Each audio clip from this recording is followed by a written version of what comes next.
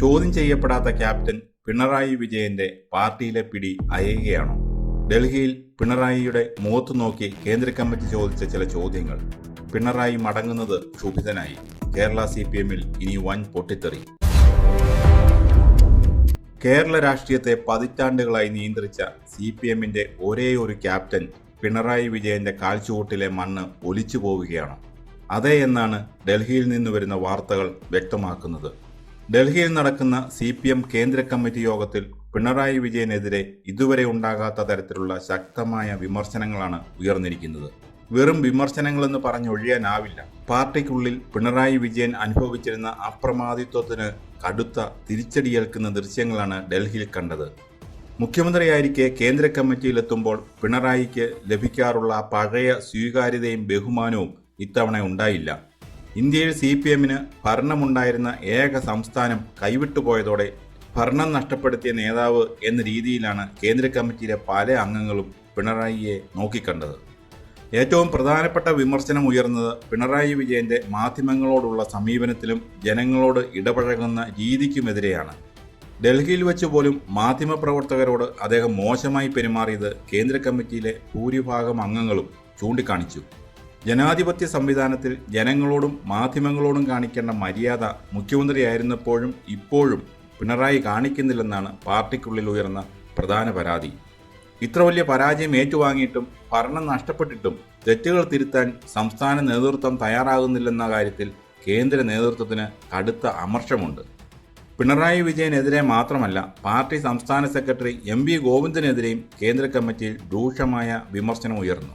കേരളത്തിലെ പരാജയത്തെ ന്യായീകരിക്കാനും ക്യാപ്റ്റനെ സംരക്ഷിക്കാനും സംസ്ഥാന നേതൃത്വം നടത്തിയ എല്ലാ ശ്രമങ്ങളെയും കേന്ദ്ര കമ്മിറ്റി തുടക്കത്തിൽ തന്നെ തള്ളിക്കളയുകയായിരുന്നു.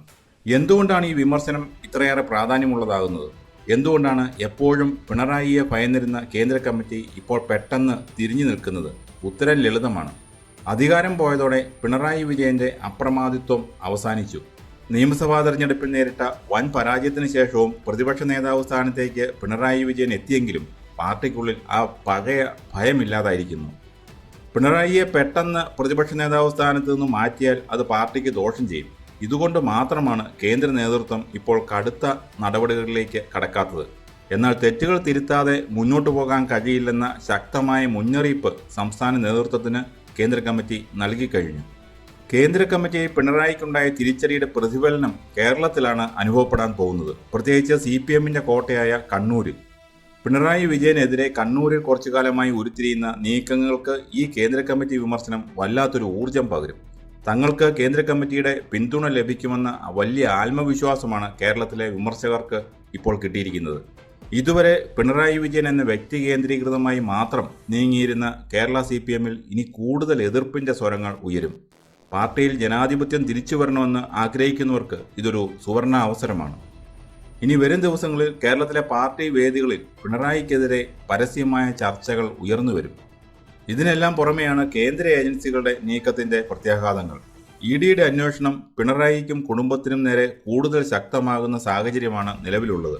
ഈ നിർണായക ഘട്ടത്തിൽ തനിക്ക് പാർട്ടിയിലുള്ള പിടി അയഞ്ഞാൽ അത് വലിയ ദോഷം ചെയ്യുമെന്ന് പിണറായി വിജയൻ കൃത്യമായി തിരിച്ചറിയുന്നുണ്ട്.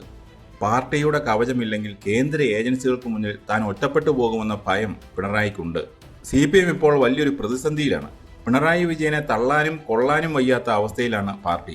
തള്ളിക്കളഞ്ഞാൽ പാർട്ടിയിൽ വലിയൊരു പിളർപ്പോ അച്ചടക്ക ലംഘനമോ ഉണ്ടായേക്കാം. കൊണ്ടു നടന്നാൽ ഇനിയും ജനങ്ങളിൽ നിന്ന് പാർട്ടി കൂടുതൽ ഒറ്റപ്പെടും. തൻ്റെ കാൽച്ചുവട്ടിലെ മണ്ണ് ഒലിച്ചു നീങ്ങുന്നത് വൈകിയ വേളയിലാണെങ്കിലും പിണറായി വിജയൻ തിരിച്ചറിഞ്ഞു കഴിഞ്ഞു. അതുകൊണ്ട് തന്നെയാണ് അദ്ദേഹം ഈ ദിവസങ്ങളിൽ കൂടുതൽ അസ്വസ്ഥതകൾ പ്രകടിപ്പിക്കുന്നത്. മാധ്യമങ്ങളോടുള്ള അദ്ദേഹത്തിന് ദേഷ്യം കൂടുന്നതും ഈ അസ്വസ്ഥതയുടെ പുറത്താണ്. ഇനി കേരള രാഷ്ട്രീയത്തിൽ സംഭവിക്കാൻ പോകുന്ന മാറ്റങ്ങൾ എന്തൊക്കെയായിരിക്കും? ഒന്നാമതായി, പിണറായിയെ ചാരി നിന്നാൽ ഇനി രക്ഷയില്ല എന്ന് ബോധ്യപ്പെടുന്നതോടെ കൂടുതൽ നേതാക്കളും അണികളും മറുകണ്ഠം ചാടും.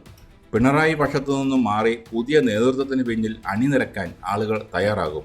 കണ്ണൂരിലെ കോട്ടകളിൽ പിണറായിക്കുള്ള സ്വാധീനം വലിയ തോതിൽ ഇടിയും. കപ്പൽ മുങ്ങുമെന്ന് തിരിച്ചറിഞ്ഞാൽ ആ നിമിഷം ക്യാപ്റ്റനെ ഉപേക്ഷിച്ച് അണികൾ രക്ഷപ്പെടും. രണ്ടാമതായി, പ്രതിപക്ഷ നേതാവ് സ്ഥാനത്ത് പിണറായി എത്ര കാലം തുടരുമെന്നത് വലിയ ചോദ്യചിഹ്നമാണ്. കേന്ദ്ര കമ്മിറ്റിയുടെ കടുത്ത നിലപാടുകൾക്ക് മുന്നിൽ സംസ്ഥാന നേതൃത്വത്തിന് ഒടുവിൽ വഴങ്ങേണ്ടി വരും. പാർട്ടിയിൽ വലിയൊരു നേതൃമാറ്റവും വൈകാതെ സംഭവിച്ചേക്കാം. CPM-നെ സംബന്ധിച്ച് ഇത് നിലനിൽപ്പിനായുള്ള പോരാട്ടമാണ്. വ്യക്തിപൂജയും അഹങ്കാരവും മാധ്യമങ്ങളോടുള്ള ശത്രുതയും ജനങ്ങളെ അകറ്റിയെന്ന യാഥാർത്ഥ്യം വൈകിയാണെങ്കിലും പാർട്ടി അംഗീകരിക്കുന്നു. പിണറായി വിജയൻ എന്ന ചോദ്യം ചെയ്യപ്പെടാത്ത നേതാവിൻ്റെ യുഗം അവസാനിക്കുകയാണോ എന്ന ചോദ്യത്തിന് വരും ദിവസങ്ങളിൽ ഉത്തരം ലഭിക്കും.